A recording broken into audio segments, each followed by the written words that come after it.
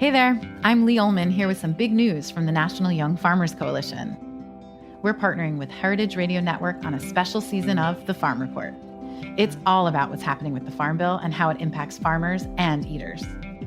I am growing diversified vegetables on land that's been in our family for 150 years. And so with the pandemic, gentrification, property values going up, we had to sell the land and we lost it. Join us as we uncover the untold stories behind this massive piece of legislation that shapes how we grow our food, what we eat, and so much more.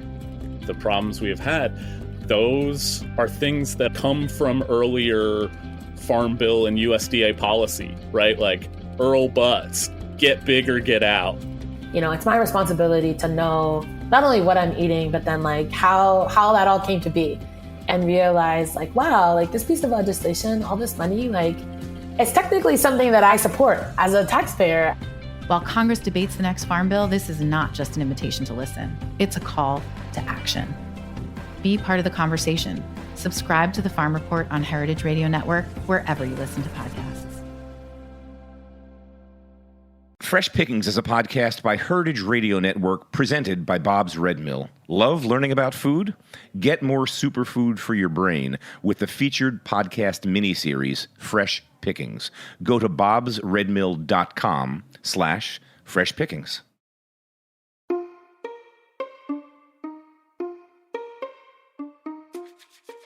Today on Fresh Pickings, we're taking a look at a trend that's old as time, paleo. The Paleolithic diet is a nutritional program based on foods available to humans living in that era. The idea was introduced in 1975 and was popularized by Loren Cordain in his 2002 book, The Paleo Diet. In 2012, the Academy of Nutrition and Dietetics described paleo as one of the latest trends in diets, and in 2013, it was Google's most searched weight loss method. On this episode, we'll talk to Harry Rosenblum, host of Feast Your Ears, about the paleo diet, paleo foods, and paleo flowers. Then, Krista Margies, a baker from Charlotte, North Carolina, will share a paleo flour recipe with us.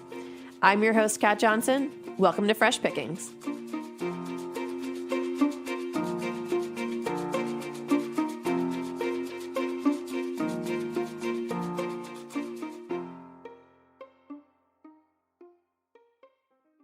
Humans have been on Earth for some 2 million years.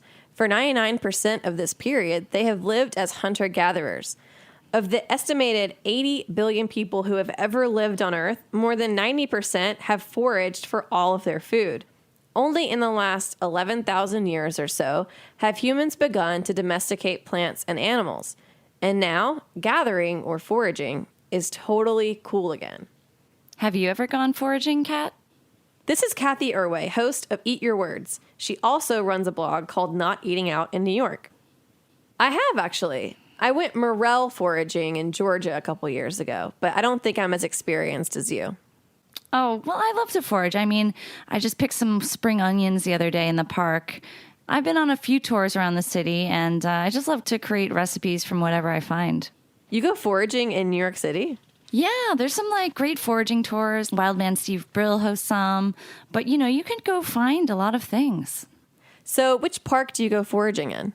Well, I live right by Prospect Park, which is like a gold mine for foraging. And the woods are actually pretty well protected, and you can really forget that you're in Brooklyn sometimes.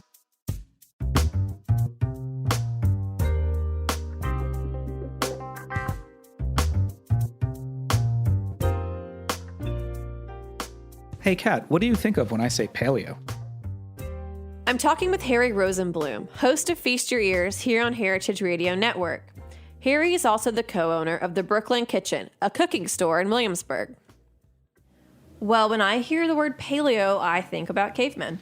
Yeah, you're not far off. I mean, I was talking more about the paleo diet, which, it's an approach that is the idea that humans evolved to eat certain foods. And when we transitioned from hunter-gatherers into sort of a settled, more agricultural lifestyle, that our foods became overly processed. And the paleo diet avoids those processed foods. So what foods are we talking about that are in the paleo diet? There's a lot of variability in the way that the diet is interpreted, but typically when people talk about the paleo diet, it includes vegetables, fruits, nuts, roots, meat, as well as organ meats, really using all of the animal. And it usually excludes things that humans came to consume later, like coffee, alcohol, processed oils, salt, sugar, dairy, legumes, and sadly, grains. Okay, grains. So does that mean that on the paleo diet you can't have flour? That's correct. You can't have flour that comes from grains like wheat. But thankfully, it's really easy now to make baked goods with flour alternatives. There's been a lot of flour alternatives that have been developed, and if you're following the paleo diet, you can use substitutes, nut flours, root starches that are being blended to create things like paleo pizza, pancakes, cookies, and more. Okay, that sounds a whole lot better. I think I could follow a diet if I could still have pizza and cookies. They're some of my favorite foods. But how do you know so much about the paleo diet anyway? I don't follow the diet myself, but I've spent some time sort of learning about it. I've had some great guests on Feast Your Ears to talk about it. And last year, in episode 19, I interviewed Samir Patel, who's a science journalist, photographer, and editor based here in Brooklyn. He's the deputy editor at Archaeology magazine, and he had a lot to say about how early humans ate and how that relates to the paleo diet. So, Harry, why do people choose to eat paleo now? Well, the paleo diet follows similar foods to those eaten by our earliest ancestors. And if you think about the entirety of human history, the modern age is actually very small. And humans evolved for a very long time before we became settled, and started farming. So the idea is that if you follow those nutritional guidelines, you're putting your diet more in line with the evolutionary pressures that shaped our genetics, and that makes our bodies happy. It definitely does sound like a very healthy way to eat. So do you sell paleo-friendly products at the Brooklyn Kitchen? Absolutely, we sure do. There's no doubt that fruit and veggies and lean proteins are great for your body, and we promote cooking with real ingredients.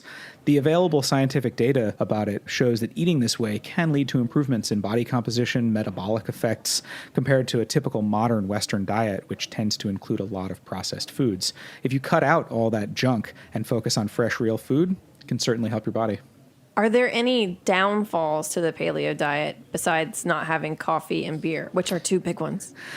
Well, I don't think I could follow it because I definitely need coffee. Beer, I suppose I could live without, but probably not coffee. One of the main things is it can be tough to get adequate calcium intake on the paleo diet, so you have to sort of be careful for that. Humans have adapted nutritionally over time, and we do need to remember that our digestive abilities are not exactly the same as those of Paleolithic humans. We've changed along with our diet in the modern world. Some critics take issue with the whole premise of the diet, but there are a lot of proponents of it.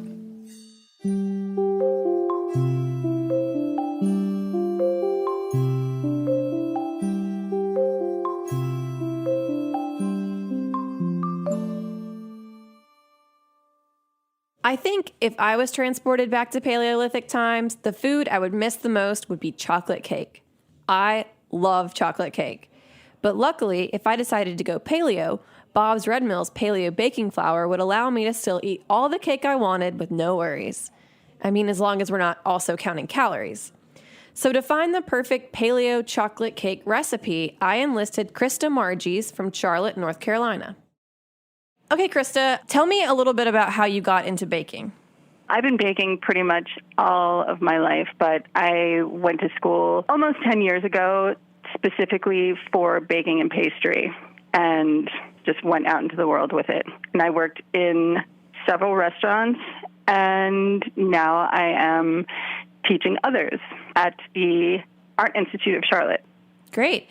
And before that, you worked at a donut shop. Can you tell us a little bit about that? I did. It's a gourmet donut shop in Charlotte. Everything is made from scratch, and everything is locally sourced and totally fresh. So, of course, naturally, we would, we listened to the customers. And we had a few gluten-free customers, so we developed a gluten-free recipe specifically for them. And what was that recipe? It was using Bob's 1-to-1, which is a series of starch flours, plus the addition of xanthan gum, because, when you don't use wheat, you don't have that gluten production, so you need something to bind it with. So Bob's Red Mill had that already completely made for you. This is Kat jumping in. I just wanted to mention that Bob's 1-to-1 flour is not the same as their paleo baking flour, which we will get to shortly. So it was Bob, that, and, everything else, the eggs and the fat and the spice. Awesome. So you worked on a recipe for this episode, and you picked up some paleo flour to work with. Can you tell me a little bit about using that? Yes, definitely. With baking, it's really easy to just subtract gluten out of baking just by incorporating air using your eggs. When you whip eggs for 5-10 minutes, it doubles and triples in size. So you have that frothy rise. So when you add something that doesn't have gluten to it, it doesn't really matter because you've already got it puffed up. Awesome. So tell me a little bit more about the recipe that you're including in this episode. It's a very simple recipe. It's called chocolate fondant. It's essentially chocolate lava cake. Really what it is eggs whipped to that double frothy goodness and melted chocolate, a little bit of coconut oil for that fat texture, and the paleo baking flour. Perfect. So for anyone else who's trying to kind of experiment with recipes using paleo flour as a replacement for traditional flour, do you have any other tips other than, making sure you're whipping the eggs more? You can do it also with egg whites. Obviously, you create a meringue, you get that rise. But really, baking powder, baking soda. Great.